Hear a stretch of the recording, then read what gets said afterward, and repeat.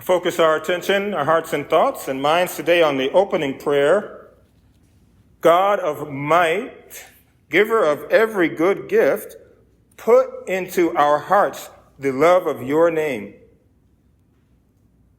so that by deepening our sense of reverence, you may nurture in us what is good.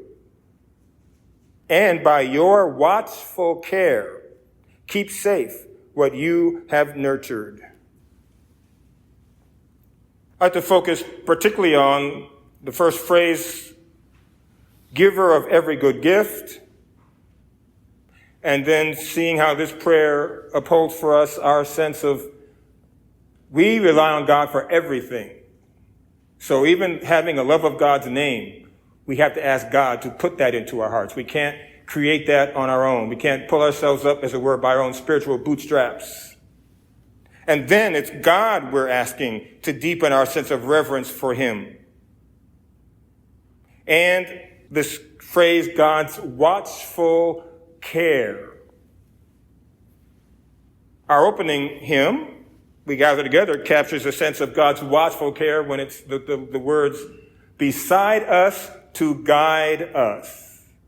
That God is right here. God's not out there somewhere past the last galaxy, every once in a while glancing down at us. He's right here, beside us, to guide us. And obviously within us also, through the sacraments. Every good gift, this opening prayer asserts and recognizes, comes from God. But none of those gifts would matter if we didn't exist and if we weren't alive. And so the fundamental good gift from God is the gift of life and existence. I recognize in myself that one reason that thought of the gift of life, the sacredness of life, is on my heart and my mind because of one delightful element of an event that Patty Frailer and Mary Nisbet, who's here, and I went to last week, the 2024 summit of a movement that we're a part of called Amazing Parish. And one of the groups there was this wonderful group of nuns called the Sisters of Life.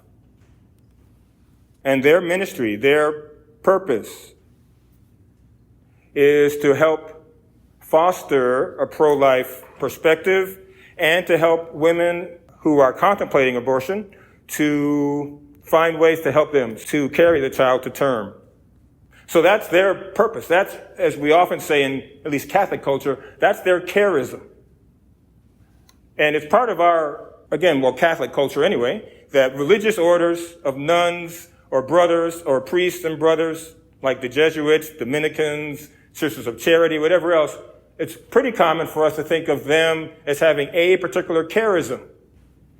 One of the things that Amazing Parish staff encourage for us for parishes is to help foster a sharp, vital, guiding sense of purpose and mission and why we exist, is that parishes perhaps ought to think more of themselves as having a charism or particular charisms. So something to think about, pray about, would be what might we see as our charism, or charisms, plural, in St. Elizabeth of Hungary Parish. One of the members of the Sisters of Life, she gave me permission to share these stories. 2 stories that I want to uphold and just proclaim, secondhand testimony, you might say, of God's watchful care. That's why that phrase jumped out at me in the opening prayer for this Sunday. As we say, God, by your watchful care, keep safe what you have nurtured.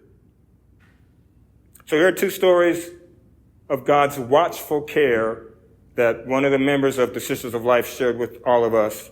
And they both delightfully have an element of collaboration, cooperation, interaction among the Christian family of faith. So the ecumenical, to use that technical term. So the first story has to do with one of the ministries of the sisters is they have retreats for women who have undergone abortions, have had abortions, to help them deal if they experience grief, post-traumatic stress, anxiety, depression, guilt, whatever it might be, to help nurture and heal them. And part of the retreat, they offer to each woman a rock that she can use to write on the rock some burden on her heart, something that has broken her heart, something that might have made her feel shame or guilt or a heaviness, on her soul and spirit and the like. So each of the women will write those things on a rock, and then they stack them in front of a cross for the rest of the retreat. And then when the retreat is over, they tell the women that the sisters are going to take those rocks and throw them into some body of water to symbolize all those things being swallowed up in the ocean, the vast, infinite ocean of God's mercy and healing and kindness and compassion and freedom. And from the practical side of things, somebody's got to organize it. So every time they have a retreat, there's one sister in the group, wherever they do these around the country, that will organize the day that the sisters are going to go and take these rocks to some body of water and throw them in. But in this particular case, the sister, for whatever reason, didn't get around to it for a while. And finally, on a rainy Monday morning, she said, "This is the day that we're going to take these rocks and throw them into a pond or a lake or something like that."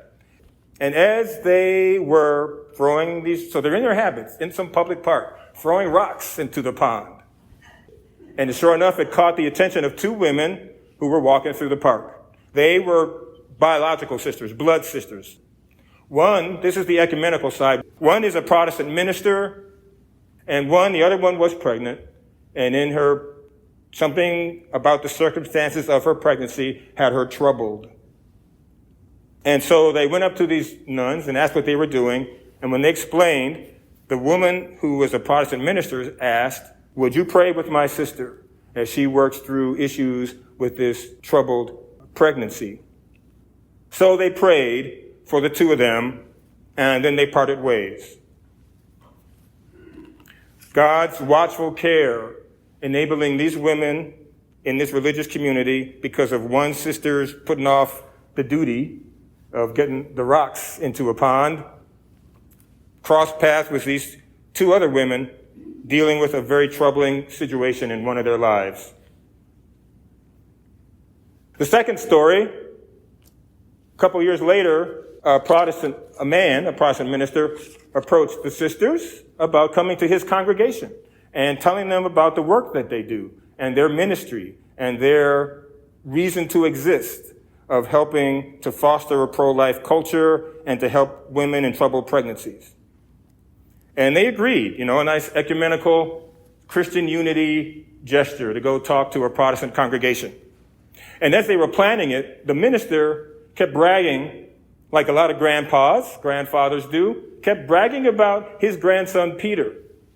And so as he started talking about his grandson, he says, and the thing is, I'm paraphrasing what the nun would have said, but this Protestant minister who approached them to come talk to his congregation said, "Peter's mom had a troubled pregnancy, my daughter, and my other daughter is a Protestant minister. And a couple years ago, while she was still pregnant, my Protestant minister daughter said to her sister, as she was considering an abortion because of whatever were the circumstances of this pregnancy, she said, 'Before you do that, let's go walk. Let's go talk and pray.' And so on a rainy Monday morning, they went on this walk, and they see these women dressed in habits throwing rocks into the pond. And those two stories converged. And the sisters were able to know that they were partly involved in God's watchful care of giving the woman who was pregnant the disposition and the decision to bring her child to birth. God beside them to guide them in his watchful care. I hope we have experienced such things in our lives. If not, I invite you to pray for God to help you be more aware of his watchful care in you and through you for others.